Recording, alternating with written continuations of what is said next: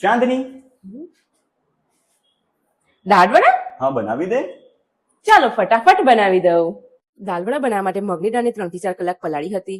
હવે તેમાંથી થોડી દાળ નીકાળી લઈશું. ત્યારબાદ બચેલી દાળને અધકચરી વાટી લઈશું. તમે જોઈ શકો છો દાળ અધકચરી ક્રશ થઈ ગઈ છે. હવે એક બાઉલ લઈશું. હવે સ્પેચ્યુલાની મદદથી બેટરને બાઉલમાં લઈ લઈશું. આ દાળ જે અધકચરી નથી કરી હવે તે ઉમેરીશું. હવે તેમાં આદુ મરચાં લસણની પેસ્ટ ઉમેરીશું. હવે મરી પાવડર ઉમેરીશું. હવે હિંગ ઉમેરીશું. હવે બેટરને એક જ દિશામાં સતત હલાવતા રહેવાનું છે. બેટરને સતત એક જ દિશામાં હલાવવાથી બેટર સરસ એવું ફૂલી જશે.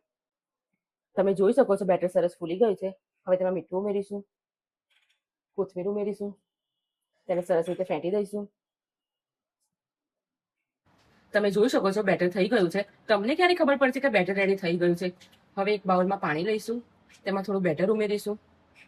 તમે જોઈ શકો છો બેટર ઉપર તળી રહ્યું છે.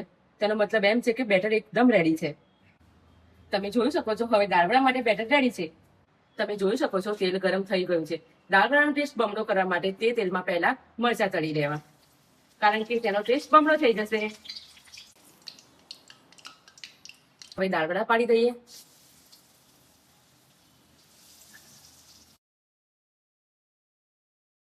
દાળ વડાને ધીમા તાપે ગોલ્ડન બ્રાઉન થાય ત્યાં સુધી તળવાના છે. દાળ વડા સરસ સોનેરી રંગના થઈ ગયા છે. હવે તેને પ્લેટમાં લઈ લઈશું. દાળ વડા તળાઈને રેડી થઈ ગયા છે. હવે સર્વિંગ બાઉલમાં નીકાળી દઈશું. ઉપરથી ચાટ મસાલો સ્પ્રિંકલ કરીશું. ગરમા ગરમ દાળ વડા તમે તળેલા મરચાં અને ડુંગળી સાથે ખાઈ શકો છો.